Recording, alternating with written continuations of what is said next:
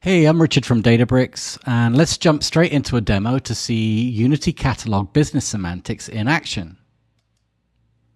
So I've created a schema here called Wonderbricks. Think of it as a fictitious Airbnb data set. And you can see it's a basic star schema, a couple of dimension tables, and a fact table. I also created a Wonderbricks metric view on top of that. So let's click into it. So when I click into the metric view, you can see a number of things. Over on the right, we can see some basic metadata that I'm capturing, such as my name, and we can see that it's a data model joins to the two other tables. You'll also see that it's a certified asset. Because this is a Unity Catalog object, it inherits all the benefits of any other Unity Catalog object. So tagging and certification, you just get that for free with Unity Catalog metric views. You can also see all of my measures and dimensions. You can see comments and synonyms that I've added here. And you can also see the actual SQL expressions that define some of these measures. This one's average guest count, for example. So scrolling down, we can take a look at all of the different metrics or measures and dimensions that I've created against my metric view. There's a couple that are interesting down here. I actually tagged these as PII because we don't want certain individuals to actually see the sensitive information, so we can block it out or mask it.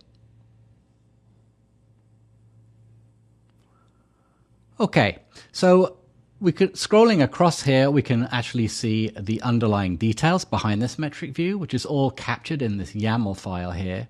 Capturing it in YAML is great because we can actually interact with it programmatically as well.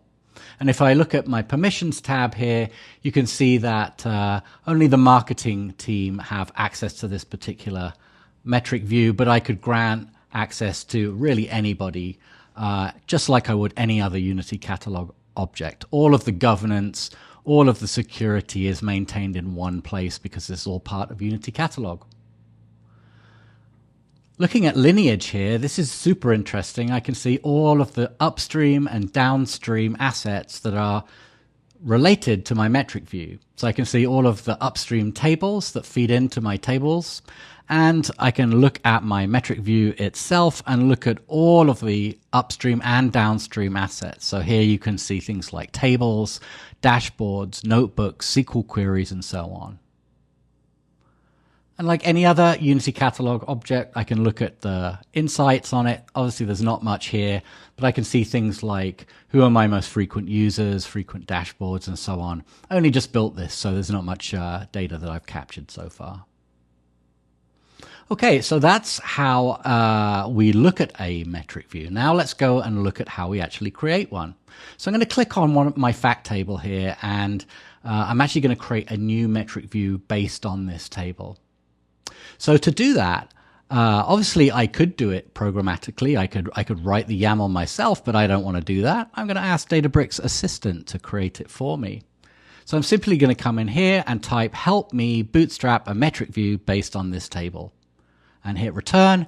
And now you can see all of the code that Assistant is generating here, the YAML code, the SQL, and everything to populate my new metric view based on this one table. Super convenient to bootstrap something real fast if you want to create a new metric.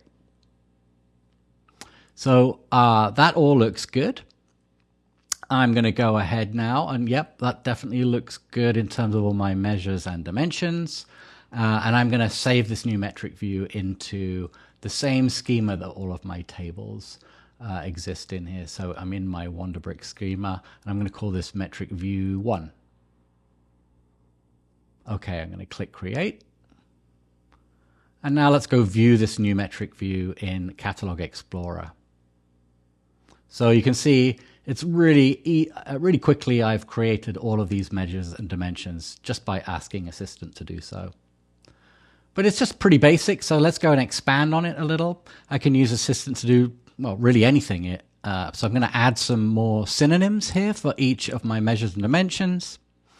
And I also want to add better descriptions, so I'm going to go and ask it to do that. Okay, so Assistant is running. It's adding all of the new synonyms for me, and you can see they're all highlighted here in green, and I can decide to accept or reject those changes. I'll accept them, and I'll save that. Now, one of the biggest, well, certainly what I find one of the biggest challenges with creating semantic models is creating these more complex measures. So Assistant can help me with that too. I'm going to ask it to add a 7-day trailing revenue as a new measure. And that's using window functions and all of that good stuff. So you can see that was just done super fast for me. It's added the new measure, and I can just accept and click Save.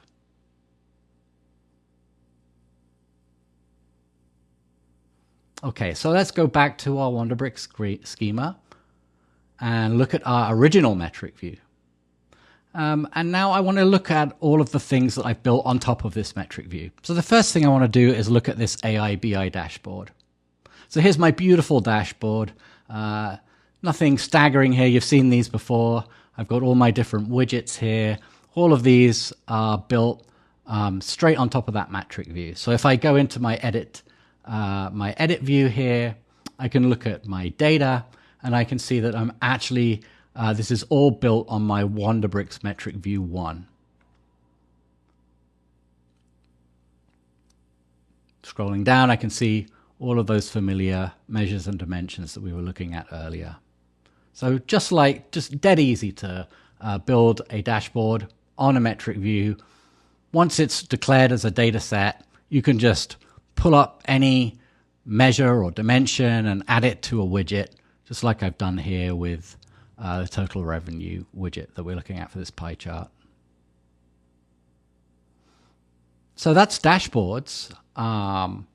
If I go into my publish view here, I can also ask Genie about the metrics and dimensions in this metric view.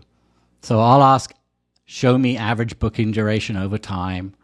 And we can see that Genie goes away and it generates an insight for us here. And you can see if I click show code, you can see that it is using the right SQL syntax that it needs to query that metric view.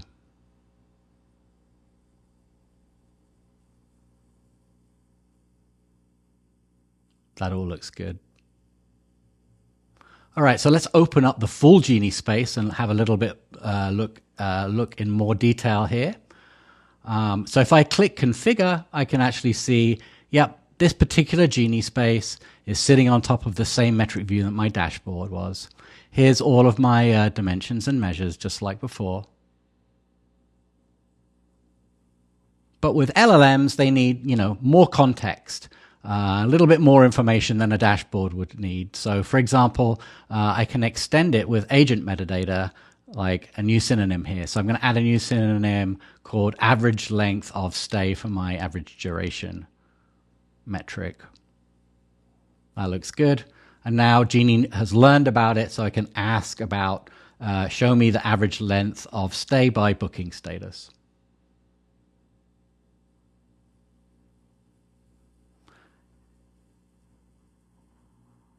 And in just a few seconds, you can see that Genie has generated a nice chart for me based on that new metadata.